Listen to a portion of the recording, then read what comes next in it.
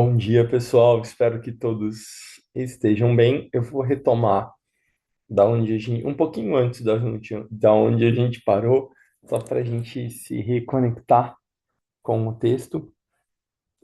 A gente falava sobre os 7 obstáculos e as 7 qualidades para o desenvolvimento da boa vontade. Aí lá no grupo eu até mandei algumas coisas, alguns textos curtos que eu tinha escrito sobre cada um deles.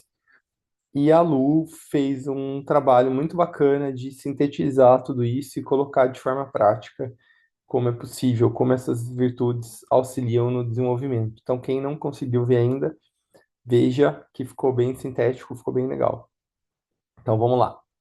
O segundo método é o cultivo direto das qualidades positivas, que, em sua maior parte, são opostos aos obstáculos.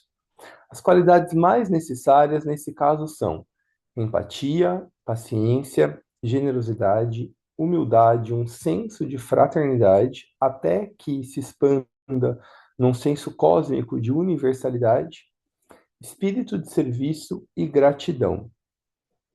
Aí é onde a gente tinha parado, né? Talvez essa, a gratidão, seja a menos evidente qualidade necessária para implementar a boa vontade, e por isso merece um comentário especial. Algumas pessoas acham realmente difícil sentir gratidão e ainda mais difícil expressá-la. Há outras que estão mais inclinadas a dar do que receber.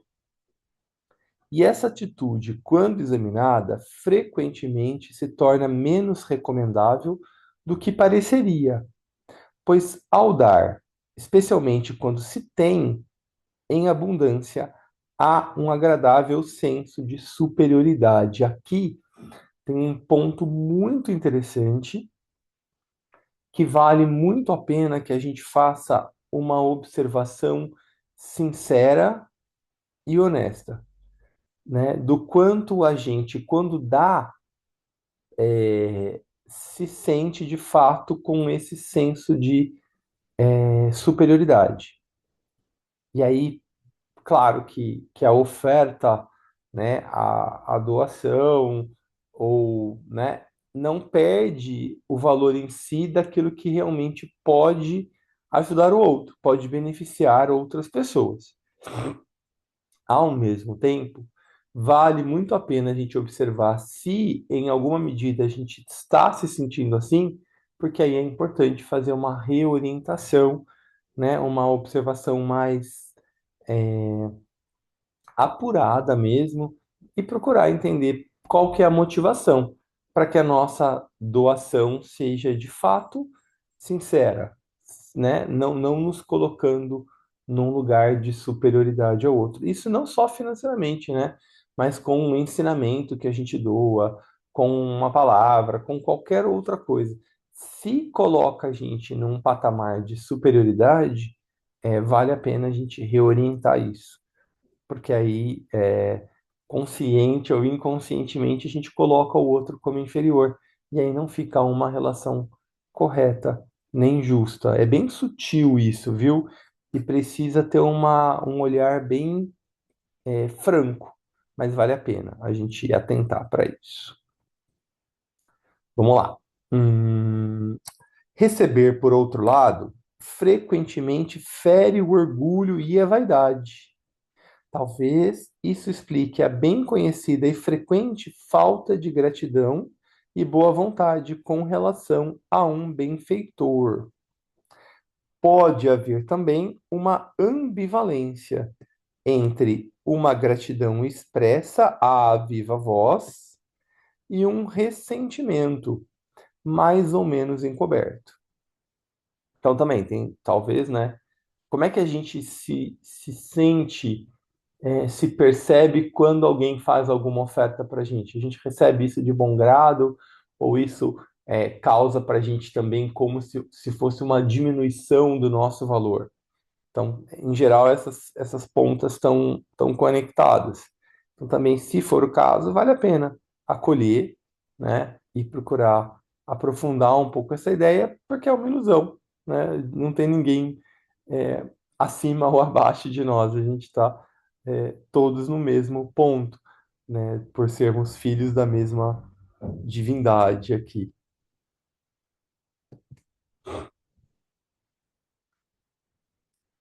Oi, Rô, eu acho que eu coloquei, viu, para gravar, Rô? Deixa eu confirmar aqui. Peraí. Não, tá gravando sim, mas obrigado por lembrar, viu?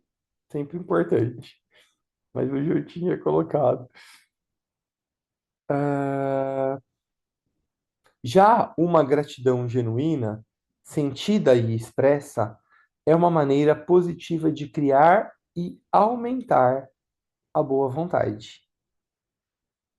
Então, quando a gente se sente grato, né, a gente se conecta com a beleza da vida, a gente se conecta com o nosso valor, com o reconhecimento de quem somos.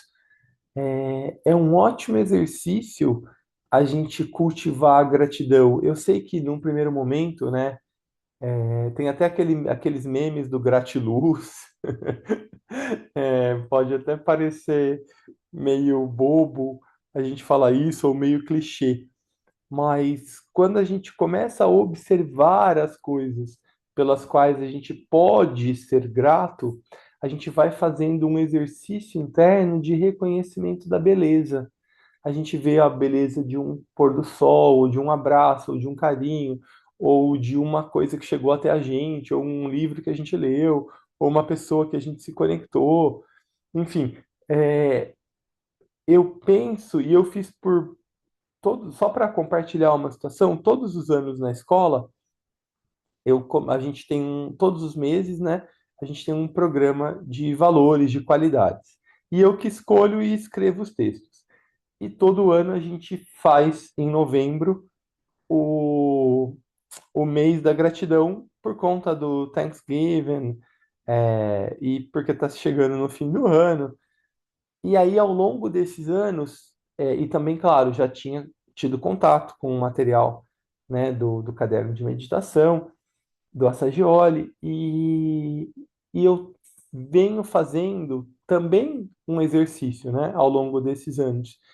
E eu percebo que muita coisa em mim mudou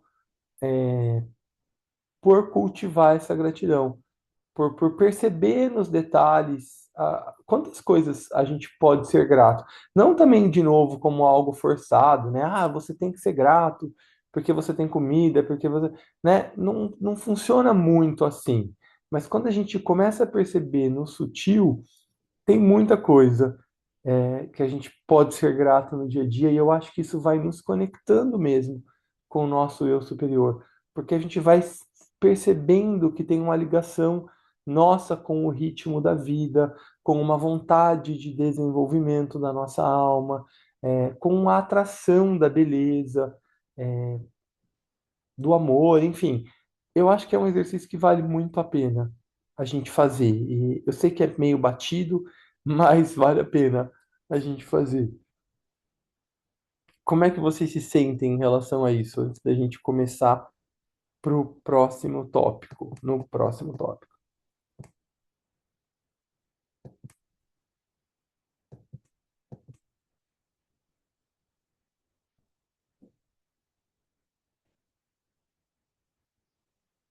Ninguém? Então vamos lá, a gente continua, depois a gente fala no final. As técnicas, como mencionado acima, são principalmente as que eliminam os obstáculos à vida superior e as que ativamente cultivam sentimentos e qualidades superiores.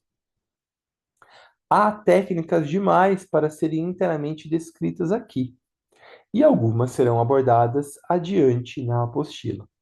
Mas podemos mencionar brevemente três, que são especialmente úteis: a imaginação, a visualização e a percepção da necessidade. Olha que legal, então.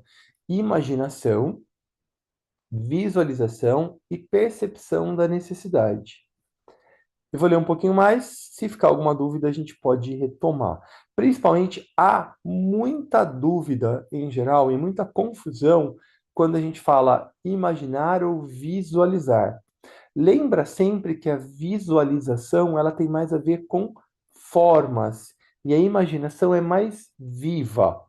Por exemplo, quando a gente faz sempre a nossa meditação, vamos imaginar, né, é algo mais vivo, que as nossas atividades mentais, emocionais e vitais se direcionam ao centro ágina.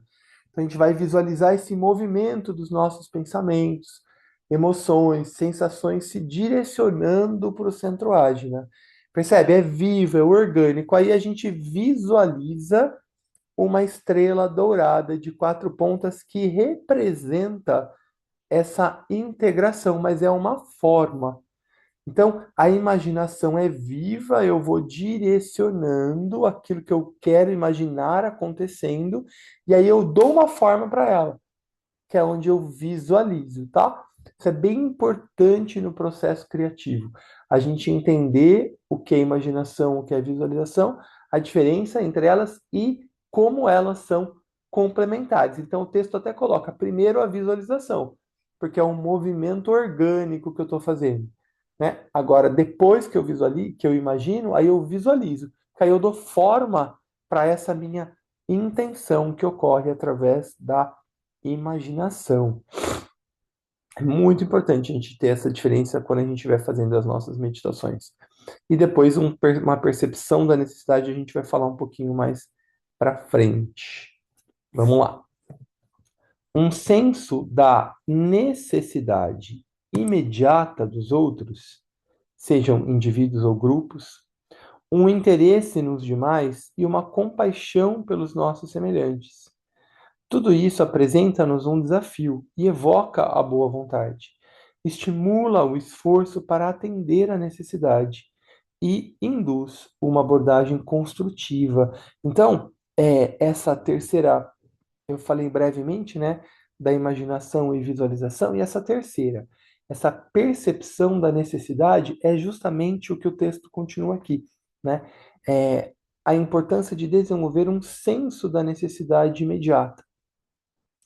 E aqui é muito bonito como a Sagioli coloca dessa forma, e como ele coloca de uma forma relativamente simples, porque o tibetano diz que uma das características de quem é discípulo é justamente a percepção da necessidade e, a partir dessa percepção, fazer um movimento, né? Não é só perceber, né? O discípulo percebe e, e pensa, como eu posso minimizar essa falta que eu estou percebendo?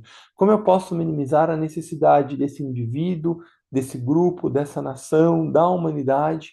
E aí, então, ele procura atuar não a partir do que ele enxerga que é o melhor, né? Mas a partir do que ele percebe como necessário no mundo. Então, aí ele vai fazer a atuação. Claro, né, que depois com uma visão mais apurada, né, pode ser que ele faça um planejamento ali, ele consiga ver realmente o que está faltando, o que pode ser, de como ele pode, é, de forma mais específica, atuar.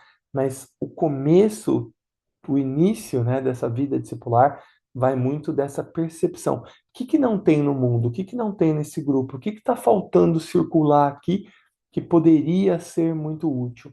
Então aí a gente procura atuar a partir dessa necessidade. Então a Sagioli simplifica muito aqui, né?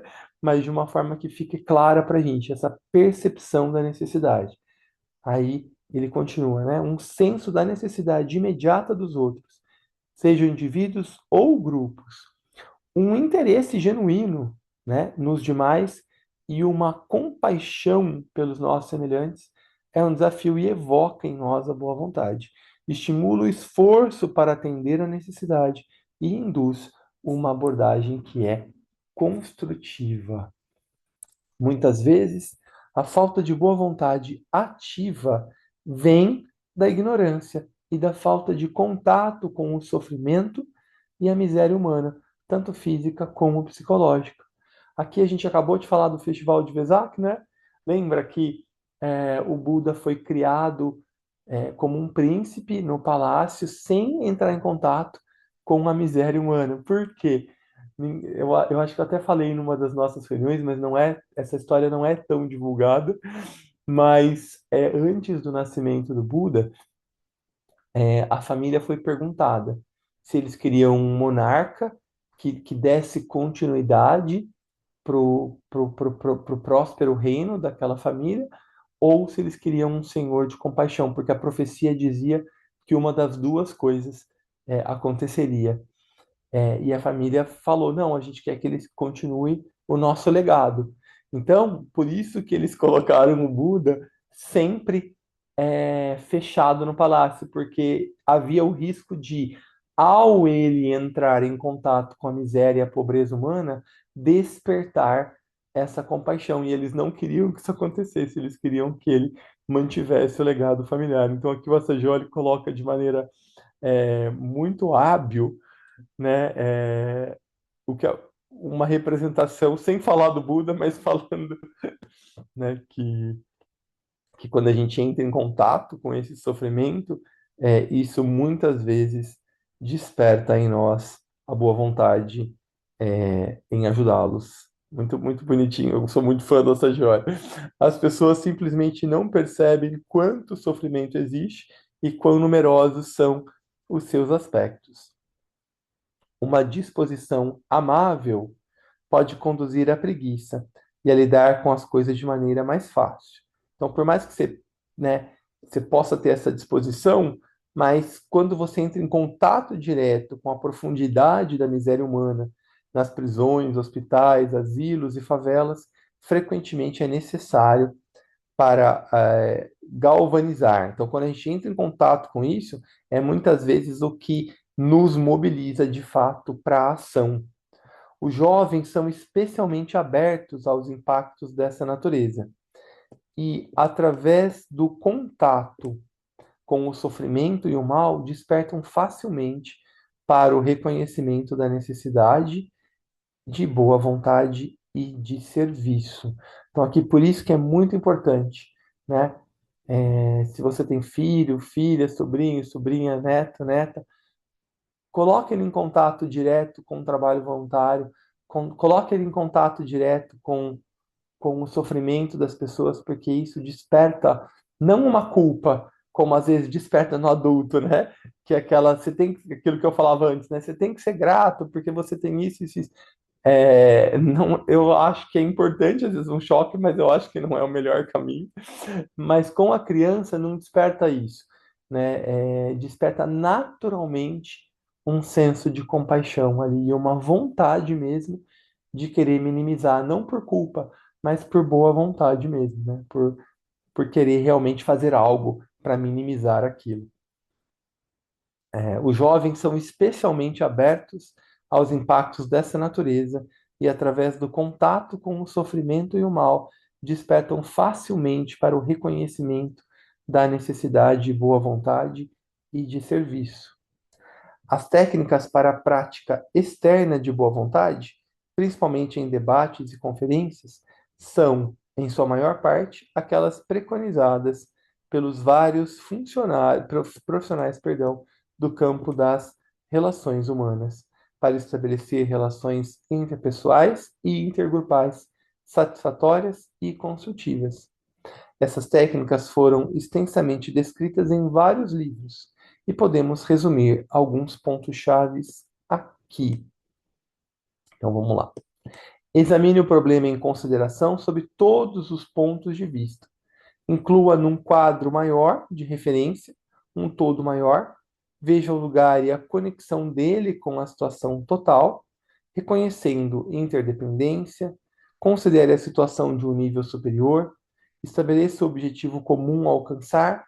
Formule-o claramente e mantenha-o sempre presente, referindo-se a ele de quando em quando durante as conversas. Então, aqui, desculpa, eu não sei se ficou muito claro o jeito que eu li, porque eu acho que eu ainda estava conectado com a parte anterior, desculpa.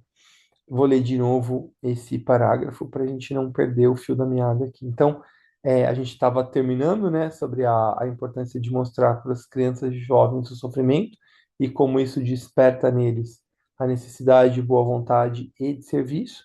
E aí vem um outro tópico aqui separado, que é as técnicas para a prática externa da boa vontade, não interna agora, né, externamente, são, em sua maior parte, aquelas preconizadas pelos vários profissionais do campo das relações humanas para estabelecer relações interpessoais e intergrupais satisfatórias e construtivas.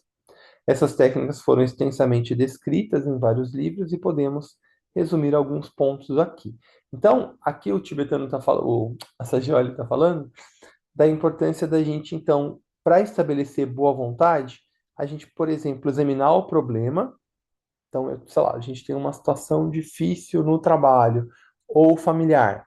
Então, coloca esse problema sob diversos pontos de vista, inclua esse problema num quadro maior de referência, uma situação maior, né? E veja o lugar e a conexão da situação problema em si com o todo, reconhecendo interdependências. Considere também a situação de um nível superior, ou seja, a gente olhar, né, de cima para baixo, de forma mais ou menos desidentificada. Estabeleça o objetivo comum a alcançar. Então, o que a gente quer alcançar com isso? Formule-o claramente e mantenha esse objetivo sempre presente, referindo-se a ele de vez em quando durante conversas. Então, manter viva essa situação e a meta, que é o objetivo de onde eu quero chegar. Então, esse é o primeiro passo, né? E aí, por isso que ele falava que vários profissionais fazem isso, né? Então, ele diz que também é importante a gente olhar para isso. Aí, o B, encontre e estabeleça os pontos de concordância entre aquele grupo, entre aquela situação a resolver, e os de unanimidade que já existem ou que podem ser facilmente alcançáveis. Então, examine objetivamente os pontos de conflito, procurando eliminar os fatores emocionais. Prepare-se para fazer sacrifícios parciais para alcançar o maior benefício para todos. Alcance um acordo pacífico e empreenda uma ação conjunta e construtiva. Renuncie a alguns benefícios imediatos em favor de resultados maiores, produzidos pela concordância e pela cooperação. Aqui acho que a gente já vai falar melhor depois, mais para frente, sobre o princípio da unanimidade, né? Na verdade, a gente já está um pouquinho atrasado, porque é para começar em maio, mas tudo bem, a gente já está quase terminando. Então, ele já está meio que fazendo uma preparação, né? Falando de boa vontade, da importância do grupo, né? Mostrando, inclusive, como os assuntos estão aí conectados. O autointeresse esclarecido pode ser o fator motivador por trás do emprego de todas essas técnicas. No nível superior, entretanto, a boa vontade é motivada pelo reconhecimento e pela confiança nas leis da harmonia, justiça e afinidade. Através da ação delas, o bem atrai o bem, e a generosidade evoca generosidade. Então, aqui o Sagioli fala, ó, talvez você tenha um interesse por trás do emprego das técnicas, e tá tudo bem se você tiver, né? O importante é que ele seja esclarecido, então que eu tenha consciência de que eu tenho também um interesse para resolver essa situação. E tá tudo certo. Por quê? Porque a gente trabalhando às vezes assim, a gente vai evocando da nossa alma boa vontade, a gente vai evocando generosidade, enfim, a gente vai aí, é, às vezes trabalhando através do princípio das correspondências, né? Num nível menor, mas a gente vai aí evocando um nível maior, mais elevado, mais profundo. E antes da gente, né? Hoje a gente não vai entrar, faltam 3 minutos para o final da nossa reunião. A gente finaliza, falta só um pouquinho aqui para a gente finalizar, né, a nossa reflexão. A gente está um pouquinho atrasado, mas depois a gente consegue recuperar. E antes da gente terminar, eu queria perguntar como é que vocês estão, como é que esse texto de hoje conversa com a gente. Ah, eu achei bem importante essa parte que você comentou sobre a gente colocar isso para as nossas crianças, né? Esses valores deveriam ter em todas as escolas. Uhum. Então, talvez seja uma forma que a gente possa contribuir nas nossas meditações também, né? Verdade, Tati. Muito bem observado. Muito bem observado.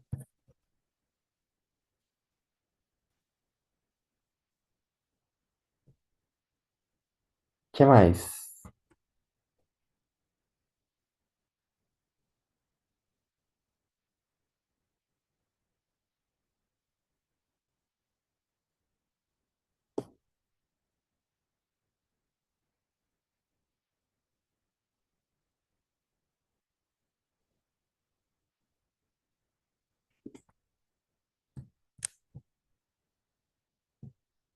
Ninguém mais? Então, vou parar aqui a nossa gravação.